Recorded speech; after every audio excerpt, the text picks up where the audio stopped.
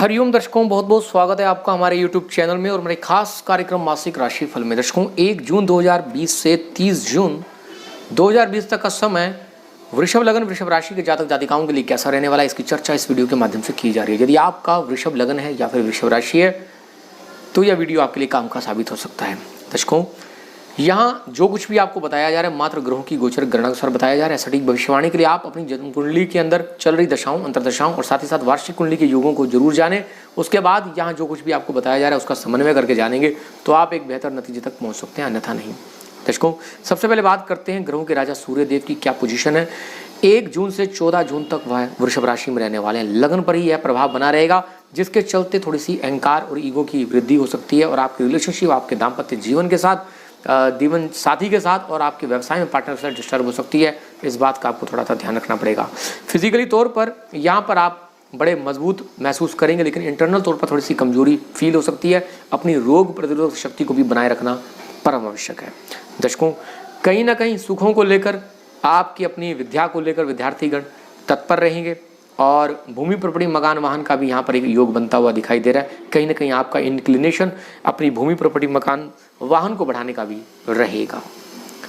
14 जून से 30 जून तक वह मिथुन राशि में रहेंगे, यानी कि जो कि दूसरे भाव की राशि है।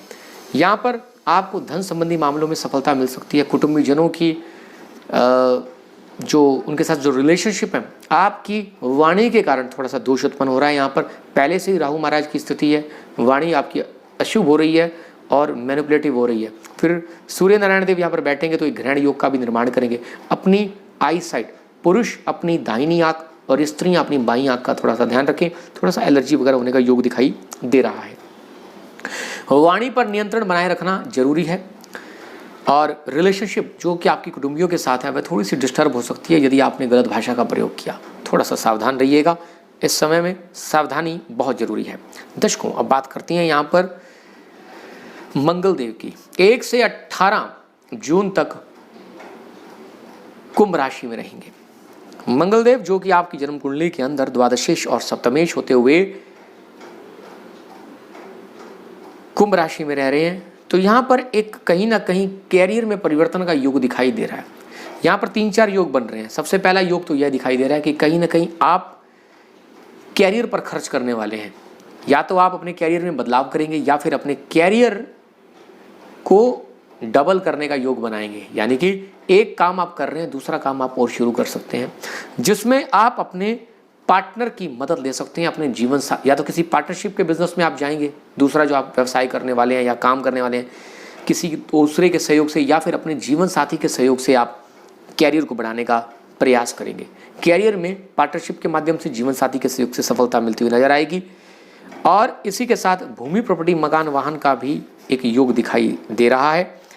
इस समय में एक सबसे बड़ा एक योग यह भी दिखाई दे रहा है कि थोड़ा सा गुस्सा क्रोध बढ़ सकता है। आप जल्दबाजी में कोई भी डिसीजन ना लीजिएगा। इस समय में एक्शन ओरिएंटेड रहना अच्छी बात है, लेकिन जल्दबाजी में कोई एक्शन नहीं करना है, बस इस बात का ध्यान रखें।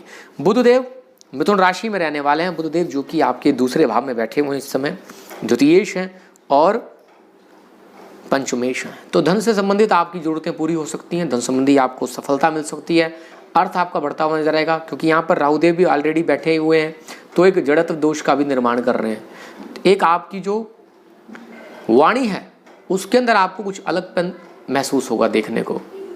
मुंह से संबंधित कोई रोग ना हो, इस बात का भी आपको ध्यान रखना पड़ेगा। मुख से संबंधित रोग ना हो, इस बात का ध्यान रखना पड़ेगा।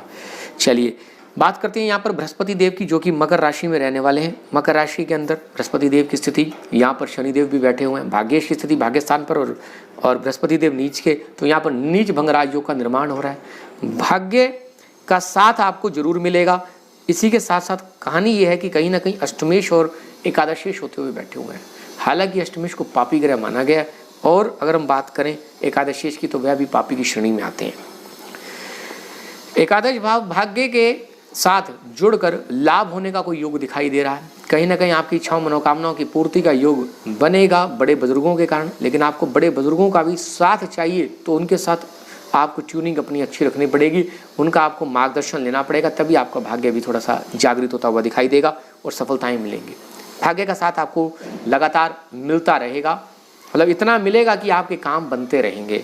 अब बात करते हैं यहाँ पर शुक्र देव की, तो वह वृषभ राशि में बैठे हुए हैं, जिसका सबसे शुभ प्रभाव यह रहेगा कि आपकी पर्सनैलिटी में इंप्रूवमेंट देखने को मिलेगी, चेहरे का तेज आपका बढ़ेगा, आपकी ब्यूटी बढ़ेगी, आपकी सोच के अंदर एक लग्जरी की भावना आएगी, आप भोग की तरफ अधिक आकर्षित होंगे, दाम्पत्य जीवन के सुख में भी कुछ वृद्धि देखने को यहाँ पर मिलेगी। 18 जून के बाद तो जैसे मंगल देव का जब राशि परिवर्तन होगा, मीन राशि में आएंगे, तो वह आपके लिए एक शुभ योग ये बनाएंगे कि आपको पार्टनर्स से गेन होगा, पार्टनर्स का गेन होगा, यानी कि विवाह के लिए आपको, अगर आप अपने जीवन साथी की तलाश कर रहे हैं तो इस समय में आपको जीवन साथी की जो तलाश है वह आपकी पूर्ण हो सकती है, आपको आपका जीवन साथी मिल सकता है। व्यवसाय के लिए अगर कोई पार्टनर ढूंढ रहे थे तो पार्टनर भी आपको मिल सकता है। दर्शकों, बड़ा ही सुंदर कॉम्बिनेशन बनता है वृषभ लग्न वालों के लिए, उनके साथ उनके पार्टनर की ट्यूनिंग सबसे अच्छी मानी गई है। चलिए बात करते हैं यहाँ पर कहीं ना कहीं मैं था शनिदेव की बात करते हैं। मकर राशि में रहने वाले हैं तो भाग्य का साथ निरंतर आपको मिलता रहेगा, भाग्य से संबंधित अब आपको समस्या नहीं आएगी, आपको ऐसा नहीं बोलना पड़ेगा कि आपको भाग्य का साथ नहीं मिल रहा है। कई बार तो बिना कुछ किए ही आपके काम बन जाएंगे, आप उसका सीधा प्रभाव है कि शनिदेव अपने स्थान पर बैठे हैं, मजबूत अवस्था में बैठे हैं, तो आपको भाग्य का साथ पूरा मिलता रहेगा। धार्मिक गतिविधियों में आपकी रुचि बढ़ती रहेगी, बड़े बुजुर्गों का आशीर्वाद मिलेगा, समय समय पर गुरुजनों का सानिध्य भी प्राप्त होता रहेगा। यह योग अभी लंबा चलने वाला है, इस माह में तो मिलेगा ही, आगे भी मिलता रहेगा।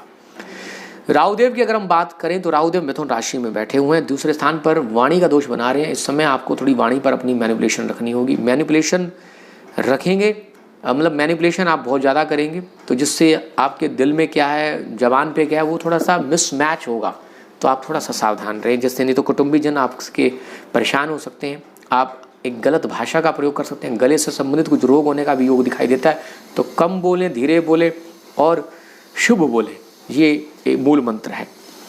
केतु महाराज यहाँ पर अष्टम भाव में बैठकर कहीं ना कहीं गुप्त विद्याओं की तरफ आपको लेके जा रहे हैं, सीक्रेसी की तरफ लेके जा रहे हैं, जासूसी की तरफ लेके जा रहे हैं, कुछ आप रहस्यों से पर्दा उठाने की कोशिश करेंगे। यदि आप ऑकल्ट से जुड़े हुए हैं, यदि आप कोई तंत्राचार्य, मतलब ऐसी विद्याओं में रुचि रखते हैं, कोई रिसर्च की, कोई अनुसंधान की, या फिर कुछ अकल्ट साइंस से संबंधित पैरानॉर्मल विद्याओं में अगर आपकी रुचि है, तो उसमें आपको कुछ सिद्धि मिलने का योग अब लगातार बना हुआ दिखाई दे रहा है। दर्शकों, अब बात करते हैं शुभ तिथियों की, कौन सी तिथियां आपके लिए शुभ कही जा सकती हैं। भैया 5, 6, 11, 12 और 13 तारीख आपके लिए लकी हैं, काम बनाने वाली, सफलताएं दिलाने वाली रहेंगी। और कुछ सावधान तिथियां हैं, सावधान तिथियों में आएंगी 7, 8, 16, 17, 16, माफ़ी चाहूँगा 7, 8, 16, 17, 18, 26 और 27 जून आपके लिए थोड़ी सावधानी भरी रहेंगी, थोड़ा आपको सावधानी की परम आवश्यकता रहेगी। इस समय में जल्दबाजी नहीं करनी है, चंद्रबल इन तिथियों पर कमजोर होगा, कोई शुभ मुहूर्त नहीं करने हैं। आगे बढ़ते हैं, तिथियों के हिसाब से अगर हम बात करें तो 1, 2, 28, 29 तारीख आपके लिए धन को बढ़ाने वाली, प्रेम प्रसंगों को मधुर करने वाली, संतान पक्ष का लाभ कराने वाली रहेंगी। 3, 4 और 30 तारीख आपके लिए कहीं ना कहीं रोग शत्रुओं को बढ़ाने वाली रहेगी। अपनी कम्युनिकेशन को थोड़ा ध्यानपूर्वक यूज़ करना है, नहीं तो वाद विवाद होते देर नहीं लगेगी। 5 और 6 तारीख आपके लिए लकी साबित होगी। 7 और 8 तारीख आपको थोड़ा ध्यान रखना होगा, नकारात्मक भावनाएं आपको ग्रसित कर सकती हैं। 9 और 10 तारीख भाग्य को बढ़ाने वाली। 11, 12 और 13 तारीख काम बनाने वाली रहेंगी। 14, 15 तारीख इच्छा पूर्ति वाली रहेंगी। 16, 17, 18 तारीख आपके लिए खर्च को बढ़ाने वाली रहेंगी। यात्रा करते हैं तो उस समय में सावधानी रखें, आस पड़ोस के साथ बनाकर रखें। छोटे भाई बहनों का सुख कम हो सकता है, थोड़ा सा आपको इस बात का ध्यान रखना पड़ेगा, उनके साथ बनाकर रखें। 19 और 20 तारीख नई प्लानिंग, नई ऊर्जा के साथ करने वाले होंगे। आयु को, स्वास्थ्य को बढ़ाने वाली रहेंगी। 21 और 22 तारीख आपकी वाणी को मधुर करने वाली रहेंगी। कहीं ना कहीं कुटुंबियों के साथ आपके सामंजस्य को ठीक करने वाली, बैंक बैलेंस और बचत को बढ़ाने वाली रहेंगी। 23, 24, 25 तारीख यात्रा कराने वाली। सभी प्रकार के जो आपके दोष अगर कहीं आपके आस पड़ोस के साथ बन गए, आपकी कुछ ट्यूनिंग खराब हो गई या आपके कार्य क्षेत्र पर अधीनस्थ कर्मचारी या सहकर्मियों के साथ कोई गड़बड़ हो गई, तो वह आपको मिलाने वाली रहेगी, शुभ रहेंगी आपके लिए। दर्शकों, अब बात करते हैं कैसे इस मास को शुभ कर सकते हैं, बड़ा ही सरल तरीका है। सबसे पहला काम क्या करना है, अपने माता पिता को खुश रखने का प्रयास करें, अपनी इष्ट साधना करें, बड़े बुजुर्गों का आशीर्वाद लें। आपकी लगन के मालिक बनते हैं शुक्रदेव, तो शुक्रदेव जितने बली होंगे उतने आपके लिए यह समय अच्छा रहेगा। यानी कि यदि आपने किसी भी कुंडली के अंदर यदि लगन मजबूत हो जाते हैं तो ये समझ लेना कि कैसी भी समस्याएं आएँ आप उनसे निपट सकते हैं। बाकी भाग्य का साथ यहाँ पर मिलता रहेगा। शुक्रदेव को मजबूत करने के लिए आपने क्या करना है, स्त्रियों का सम्मान करें, अपोजिट जेंडर का सम्मान करें। स्त्री है तो पुरुष का, पुरुष है तो स्त्री का सम्मान करें। माँ लक्ष्मी की कृपा प्राप्त करने के लिए खास तौर पर छोटी कन्याओं को कुछ ना कुछ गिफ्ट देते रहें। दर्शकों, ये सब कार्य करें और अपने समय को बेहतर बनाएं। अगर आपके कुछ सुझाव हैं हमारे लिए या हमारे चैनल के लिए तो आप दे सकते हैं, ताकि हम आपके लिए और बेहतर कार्यक्रम को बना सकें। फिर मिलेंगे, तब तक के लिए हरि ओम हरि ओम हरि ओम।